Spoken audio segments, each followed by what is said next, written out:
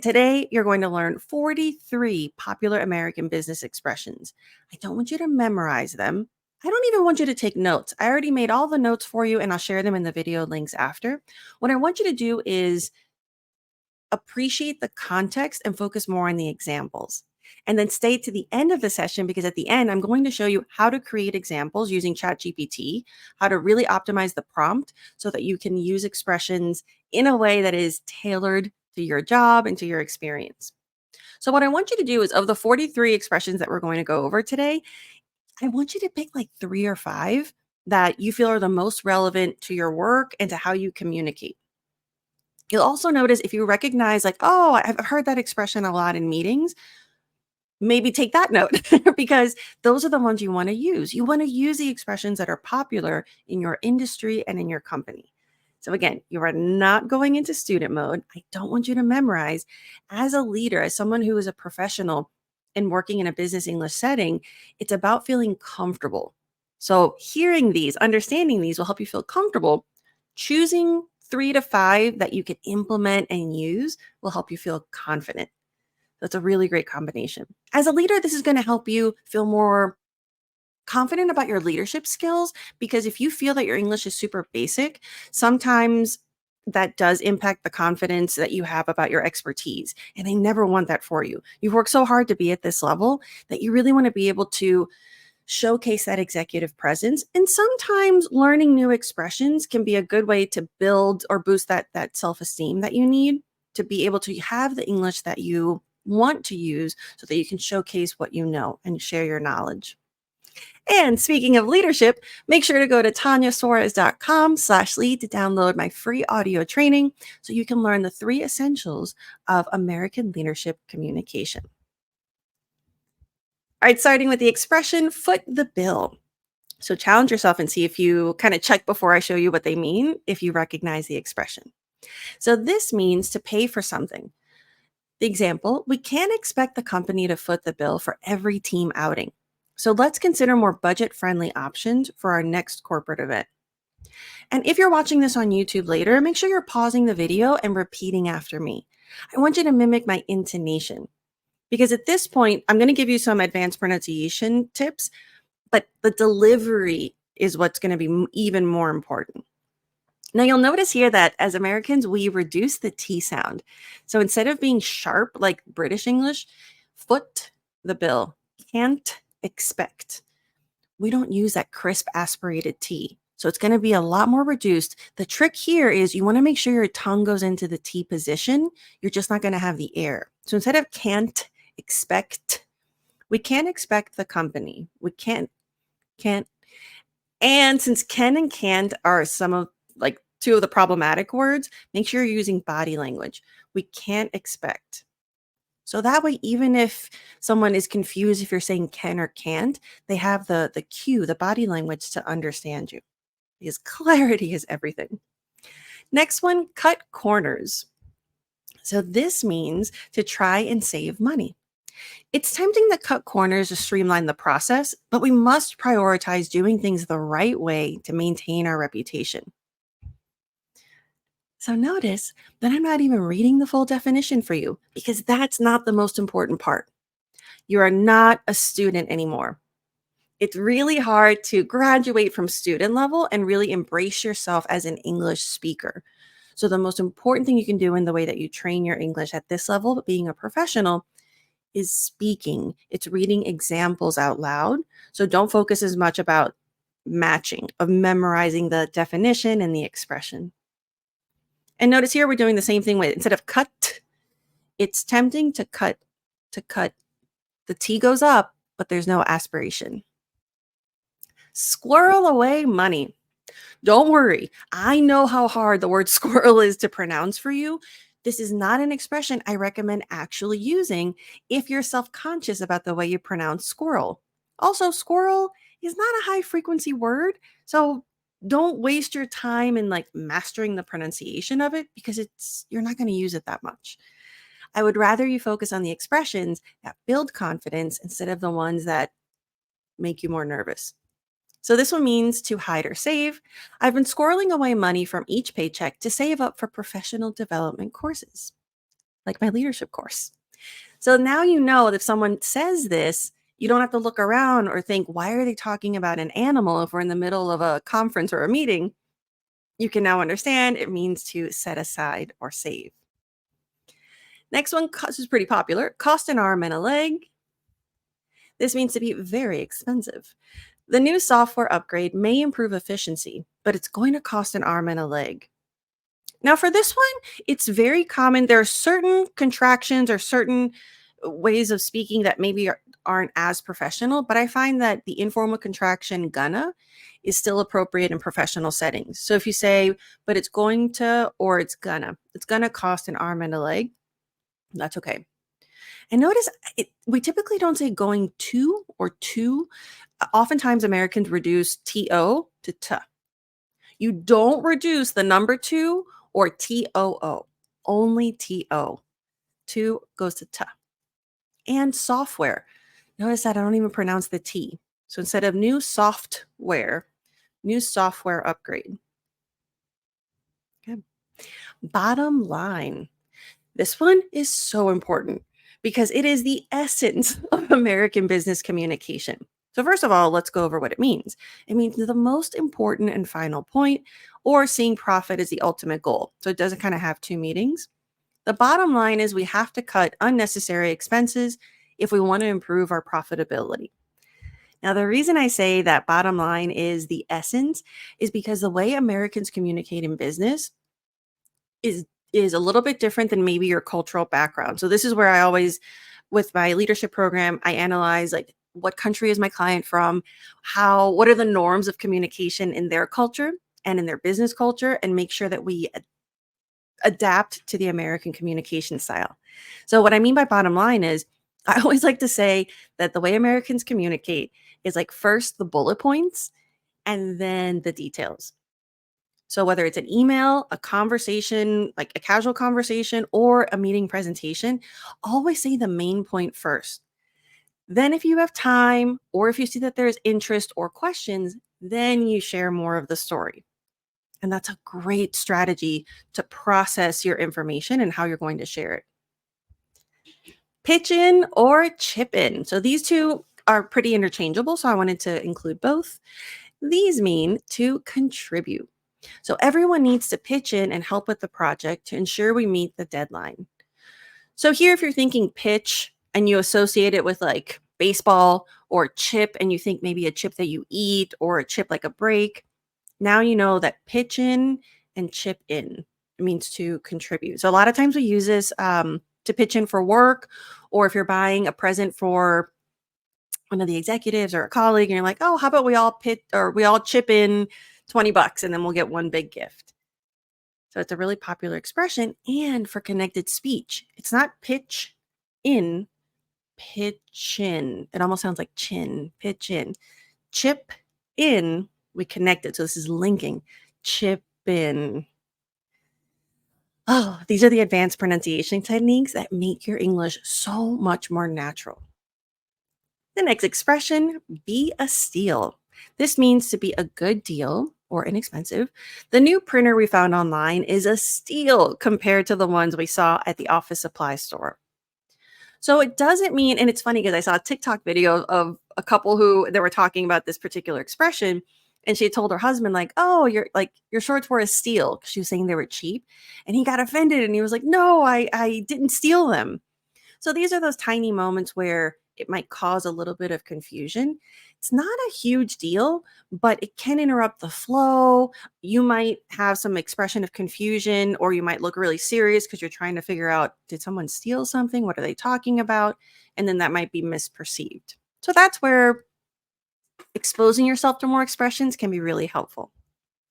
Bread and butter. Bread and butter. This is the main source of income. While in-person services are our bread and butter right now, we should explore offering services online. So bread and butter, another great opportunity for connected speech. Bread and notice that we reduce the D and. It's very common in American English. Bread and butter. Excellent. Keep your eye on the ball. Keep your eye on the ball. What's really important with this one is always singular. You never keep your eye, well, Keep your eyes on the ball. I would say this one's not a huge deal. Sometimes it's a big deal if you pluralize something, but overall, in general, we always use one. Let's not get distracted by minor setbacks. We need to keep our eye on the ball and stay focused on our long-term goals.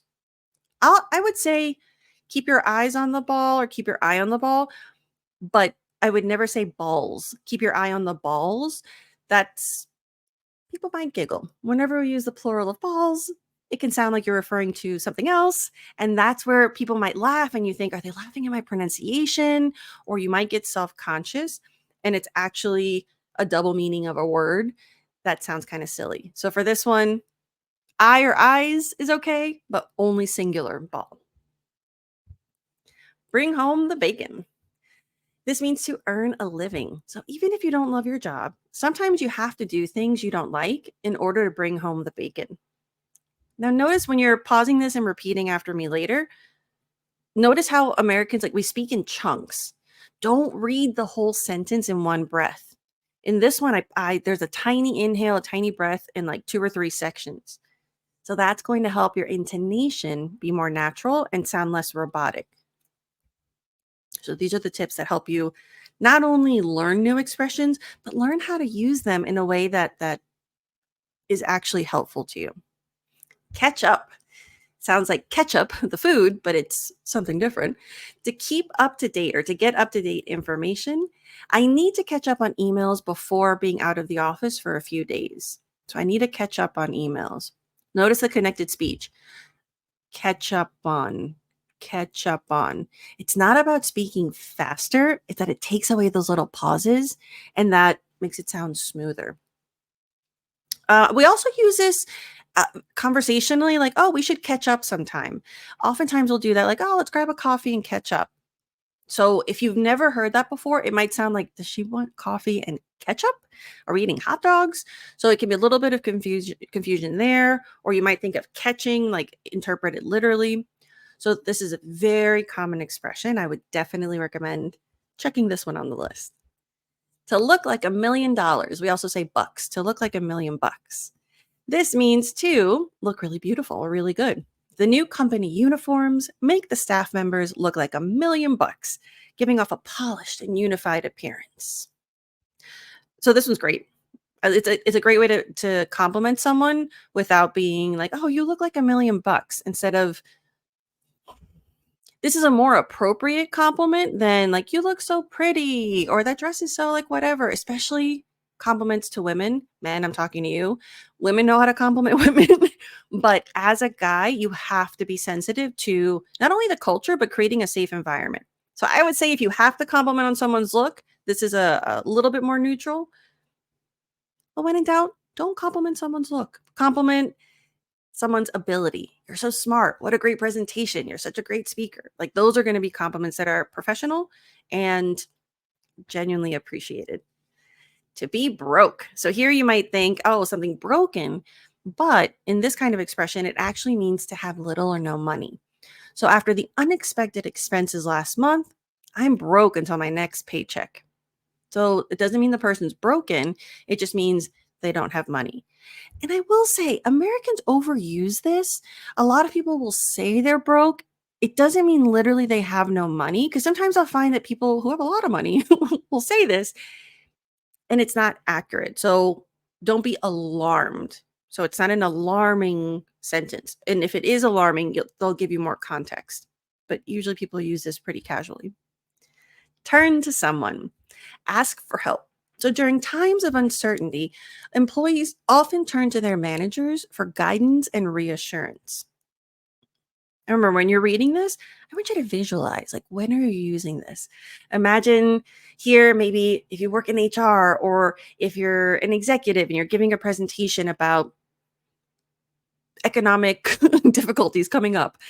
During times of uncertainty, employees often turn to their managers for guidance and reassurance. So here I'm thinking, okay, I'm an executive, I'm talking to my managers, I want to motivate them to be better leaders.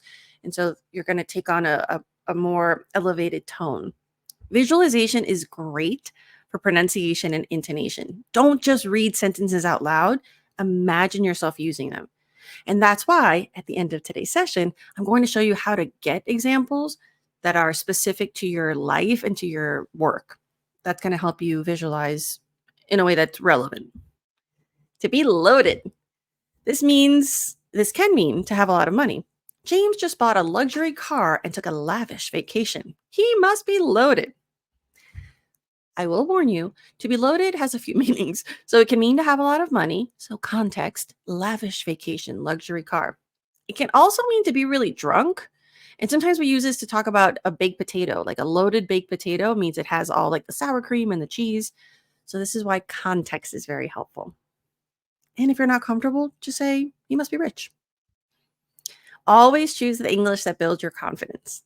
You have enough English to communicate. So now we're really about connecting and being the version of yourself that makes you more confident. To make a living. This means to earn enough money to pay for basic bills. Entrepreneurs often make a living by turning their innovative ideas into successful businesses. Repeat after me. Entrepreneurs. One of the hardest words in English. And a lot of you watching this are probably entrepreneurs or talk about entrepreneurs a lot, especially if you're in startups and stuff like that. So it's think about it as it's from the French word. So you're gonna to me that always tells me like it's more schwa, more relaxed. Entrepreneur. So forget the E at the end. Next one, on the house. This was good to know for social reasons. And I'll explain that in a second. So this means paid by a business. Our hotel upgraded our room to a suite on the house as a token of appreciation for our loyalty. So if you don't know this expression, you might think, what? I'm at a hotel. Why would I want a house? A lot of times we use this in hospitality in terms of maybe if you're at a restaurant and they mess up your order, they might say, oh, dessert is on the house. Or maybe they just really like you as a client. So that means that's my gift. The restaurant is paying for it. So on the house. To put in. This means to spend time on something. And it has several meanings, but in the business context, Sarah put in extra hours last week to meet the project deadline. If you're not familiar with it, and especially the way Americans pronounce it, because we use the flap T that sounds like a D, it could sound to you like someone saying pudding, the food. So you're like, what does pudding have to do with hours? So this is where context helps you understand. So Sarah put in. So we've got connected speech and the flap T. So that's where the pronunciation, it does change a little bit. But now that you know that, you'll feel more comfortable. From rags to riches. This means to go from poverty to wealth. The company's success story is a testament to going from rags to riches, beginning as a small startup in a garage and eventually becoming a market leader in the industry. And look, if you ever have trouble with visualization, pretend you're narrating a documentary or you're a journalist reading the news.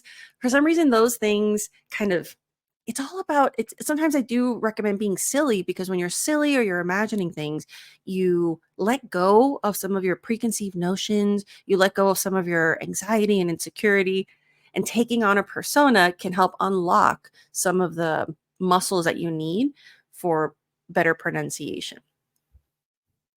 Nest egg. This means to have money saved up for the future. After years of hard work, Layla finally has a substantial nest egg saved up for her future. So nest egg, nest egg, nest egg for the pronunciation. To put in a good word, we have put in again. So see, it sounds like puddin', especially if you're from the South. Puddin', the puddin's so good. But now you know, put in. So this means to say something positive. If you're applying for the position, I can put in a good word for you with the hiring manager. Visualize. Someone's asking you for a favor, someone's sharing the news that they're applying for something, and you've got that helpful tone. Make a fast buck. To make money with little effort. It's better to focus on building long-term success rather than trying to make a fast buck through risky investments. Now notice here, even I wrote these and I mess up sometimes. The real skill with leadership communication is not never to mess up. It's how to mess up with grace. It's how to make mistakes and not stumble. You just pick it back up. You don't have to let it, especially as a non-native speaker, those little mistakes can feel like a bigger deal, where maybe as a native speaker, like, ah, whatever, just keep going. But as a non-native speaker, you've been so preoccupied with perfectionism and wanting to be perfect to prove your English proficiency. And I really want you to let that go. So being able to make mistakes with grace is a really good skill to master, to count on, to depend on someone or something. We need to be able to count on our suppliers to deliver materials on time. And here, if you're saying this and you're reading it robotically, we need to be able to count on our suppliers to deliver materials on time. Then you're definitely not showcasing your personality. And being personable is a big deal in business English, especially in the US. Your personality, visibility, and personality, that's what gets promotions. I know that we like to believe we're in a meritocracy, but the reality is that having a strong network, being likable, being liked, being connected, that's really going to help your career. So the delivery, the intonation, that's why I keep emphasizing that. We need to be able to count on our suppliers to deliver materials on time. So loosen up a little bit. Money talks. Money affords you influence. Companies offer higher salaries to attract top talent because ultimately money talks. So a lot of times we use this expression at the end almost as a throwaway, not throwaway, but like a casual addition to our comment. To be strapped for cash. This means to not have enough money. So it's kind of like to be broke. I feel like they're in the same usage. Many startups find themselves strapped for cash in the early stages. So it's just another way of saying this one, for example, especially for the pronunciation, maybe it's not the best one for you to use. So don't put this in your implementation list. This is good for you to know. You're like, oh, strapped. Okay, that's a different way of saying that. I know that one can be kind of complicated to pronounce. So when you use it, you can say, oh, many startups don't have enough money in the early stages. Use phrasing that you feel confident with. Don't force yourself to use expressions that are going to trip you up. Back to the drawing board when you have to start over. So the prototype failed to meet quality standards. So we're going back to the drawing board to redesign it. So if you've never heard this before, you might think, why are we talking about drawing? But now you know, it just means to start over. This is where if you're translating word for word, it's really hard to understand expressions. So just being aware of them, understanding how they're used can be very helpful. The ball is in your court. This is another example. You never want to pluralize the balls are in your court. We never say that. That's going to make people give you a weird face or laugh because it can be misperceived, misunderstood. So always singular. The ball is in your court, not courts, just court. So this means it's your turn. We've made our offer, and now the ball is in your court to respond with your decision. So think about tennis. The ball is in your court. To run something by someone. This is to tell someone something. But the implication here is for approval. And if you've never heard this, you might think, why are they talking about running? But now you know. Can I run the proposal by you to get your thoughts before presenting it to the team? This is why you should use examples, and I'll show you at the end how to use ChatGPT. You should use examples to study and to learn expressions, because notice how can I run the proposal by you? So now you know that the object, like the proposal, goes after run, and it helps you understand the structure without focusing too much on the grammar. You kind of absorb the grammar, and you do it in a way that you can then use it. I like this one. Yeah. Can I run? And a lot of times, if somebody pops by your office, like, oh, can I run something by you real quick? And you might be like, what are they running? All they mean is, can I get your approval? Can I get your feedback on something? Beat around the bush. So this means to be indirect.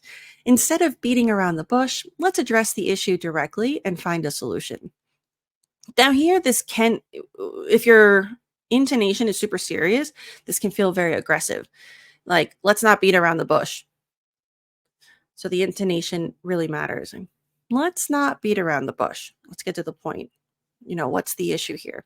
So this is where delivery really helps your reputation as a leader and as a communicator. Put all your eggs in one basket. So this means making all efforts in one area. It's risky to put all your eggs in one basket by relying solely on one client for the majority of our revenue. So it just means all of the efforts on one project, on one effort, on one thing. To see eye to eye, singular again. So to agree with someone or have similar opinions, we need to discuss our perspectives openly to see eye to eye and reach a consensus on the new strategy. I find this one on paper, it's easy to understand, but the pronunciation when native speakers say it, we kind of so to see eye to eye. So if you see it, I feel like you would understand it easily. But we use the flap T, we reduce the to, we kind of say it a little bit not slurred, but it just isn't super clear. So this is another one of those examples. You can also use Youglish. That's a really great website where you can type in an expression or a word, and it gives you clips from YouTube videos of people using that. So then you can hear it in real life. It's a great resource. To get back to you, this one is so used, overused, whatever. I love it. We use it a lot. So this means to reply. I don't have the information on hand right now, but I'll get back to you as soon as I find out. Now, this is great because if you don't know something in the meeting, not that there's anything wrong with saying, I don't know. It's just, it's more professional to say, I'll get back to you.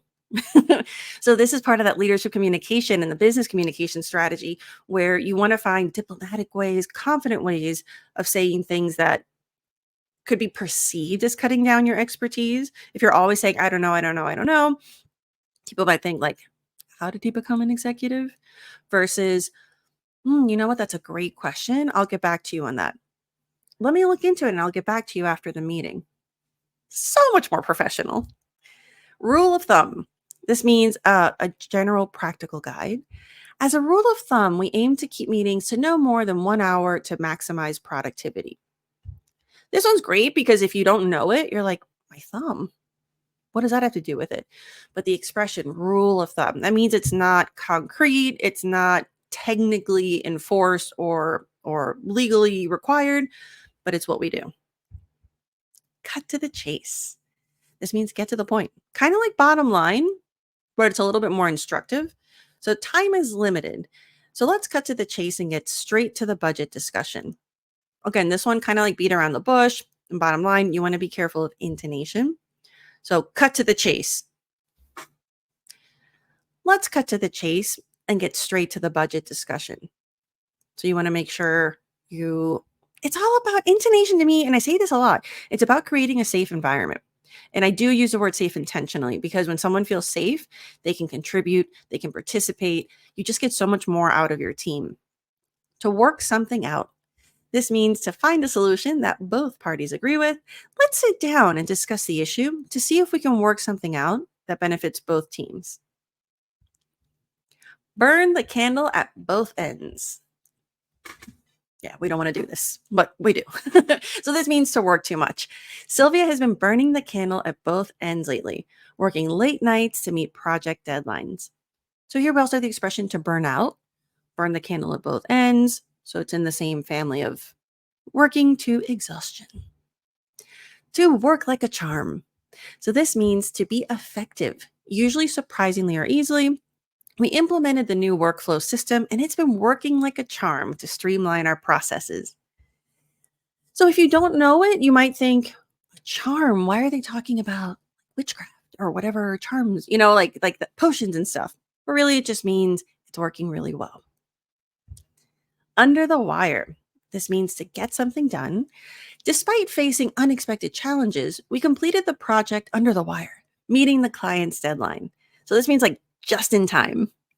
Just in time. To run out of steam. This means to have no more energy. We started the meeting with enthusiasm, but halfway through, everyone seemed to be running out of steam, or everyone seemed to run out of steam, and the energy level dropped. I'm laughing because honestly, the amount of meetings in corporate America, I don't understand how people get their work done. When I'm working with my clients and I see their schedule, like, when do you work? You just have meetings back to back. How do you not run out of steam? To play hardball. This means to be aggressive in the pursuit of a goal. The competitors are known for playing hardball in the market, but we're ready to stand our ground and defend our position. So it's kind of like being aggressive. Fine tune. This means to make small changes to make something better. The software developers are working to fine tune the application's performance based on user feedback. And again, notice if you're watching this later and you're pausing and repeating, chunks. We don't read the whole sentence in one breath. Fine, so the E is silent. Fine tune. Your mouth is going to make the same shape as the number tune. So the E's at the end of both of that, fine and tune, is silent. Fine, so not fine tune, fine tune. Okay. State of the art, having the most modern features. Our new office building is equipped with state of the art technology to enhance productivity and collaboration among employees. So again, visualize. Maybe you're an executive and you're giving a tour to the board. And you're like, our new office building is equipped with state-of-the-art technology. You're going to say it in a proud way. To beef up, to add things or increase something, we need to beef up our cybersecurity measures to protect sensitive data from potential threats. So if you don't know this, you might think, why are we talking about meat? What? Beef? Are we having burgers in cybersecurity? Like, I don't get it. So even though you could eventually learn from context, keep in mind that when you hear these expressions, you're not reading them. And the conversations move so quickly, it can impact your fluidity, your experience in a conversation. Maybe if you didn't focus on like, why are they saying beef? You could stay more attentive to the conversation so that you see opportunities to participate. This is why I like to teach expressions. It's not for you to memorize, but I find that when you're aware of these idioms and these expressions, you can listen differently, you can be calmer. And at the end of the day, my goal for you, especially as a leader, is to help you stay attentive and feel comfortable so that when you see your moment to interject, to contribute, to propose something, you don't miss the opportunity. All right, now for the bonus, how to use ChatGPT. Let me make this bigger for you. So what you want to do, and I'm going to include this in the notes, which I have to add that. So I'll add this for you in the notes for this session because you can use this template. So can you give me 5 concise statements using the phrase, let's say beef up. Now this is really important. Tell it this. You have to like copy paste. Use conversational tone, B1 or B2 level. Don't ask for C1 or C2. That's going to be too formal. Even for email, it's too formal. Anytime you're getting examples for English, you want to ask for B. B is the most, what I find, it's elevated enough that you feel like good about it, but it's not overly formal. And corporate context. So this is where if you want corporate context, great. If you want something else, if you want small talk context, this is where you want to refine it because it really helps you get examples that are useful. And then be specific on who you are. I'm the head of research at AWS and I have to lead team meetings and update executives. Get super specific about when you want to use expressions because look at the results. Like, how good is this? So now you get examples, and I like to keep it limited. Maybe just ask for 5 because you don't want to get too much. You don't need to. Can you imagine if you did 10 examples for all 43 of these? It's too much. So I would say 3 to 5. I love odd numbers. And look at how by being so specific, then I want you to read these out loud. So it's crucial to beef up our data security measures to protect sensitive information. Let's beef up our market research efforts and then you practice the intonation. So the first time you read it, it might sound like, let's beef up our market research efforts to gain deeper insights into customer needs and preferences. You're like, okay, I'm at the meeting. I'm telling my team like the direction we're going in. All right, so motivation, right? Like let's beef up our market research efforts to gain deeper insights into customer needs and preferences. The training that I do, I always tell my clients, read one sentence 3 times. The first time, awkward, it sucks. The second time, you're getting it. And the third time, you can focus on the delivery. That's going to really do that kind of practice, intentional practice. It's short, but the impact is awesome. Okay, thank you so much for joining me for today's mega marathon of business expressions. And yet I've only scratched the surface. There are so many more. So I'm going to try and do more of these trainings to help you really feel good about corporate jargon and idioms and expressions. If you're interested in one-on-one coaching to elevate your leadership skills, check out tanyasuarez.com leadership, and you can apply for my leadership communication program. It's fantastic. And I have 3, 6, and 12-month options for you, depending on how in depth you want to work on your executive presence. And if you want any other online courses or other resources, feel free to go to tanyasuarez.com. And thank you so much for joining me. Let me know in the comments what other expressions you're interested or what other topics you're interested in me doing for our live lunch and learns. I'm here for you. Thank you so much and have a beautiful day.